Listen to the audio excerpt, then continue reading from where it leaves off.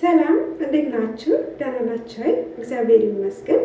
እናንተ አሁን ፀጉሬን እየፈታሁኝ የሆነ ደስ የሚል መልዕክት ሰማሁና እሱን ሼር ላደርጋችሁ ካሜራዬን አነሳሁ። 20 ጊዜ ቀርጬ 20ውንም አጠፋሁት። ለምን ፈርቼ?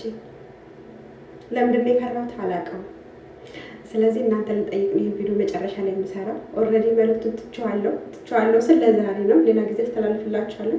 ለምን 20 ጊዜ እየቀረጹ መደለት ማለት በጣም ነው ደክሞኛል። እና ለምንድን ነው የምንፈራው በማህበር? እኔ ከዚህ በፊት ብዙ ሰዎች ካሜራ ፈራለሁ፣ ካሜራ ፊት መቅረብ አልወድም ምናምን ነገር ሲሉ ምን ችግር አለው ምናምን ነበረ ነው። አሁን በእኔ ደርሶ ስላየሁት በዚህ አጋጣሚ ሶሪ ለማለት እወዳለሁ። እና ያስፈራል። እኔ እንደሚመስለኝ ይሄ ቪዲዮ እናንተ ጋር ሲደርስ እናንተ ስታዩን መሰለኝ። እስኪ ሌላ ሀሳብ ካላችሁ ሼር አድርጉኝ፣ ከስር ኮሜንት ላይ ጻፉልኝ እና ይሄን ፍራቻችንን ገለን እንቀበራለን። አይዟችሁ። ሌላ ጊዜ ይዤላችሁ እመጣለሁ መልዕክቱ። አመሰግናለሁ።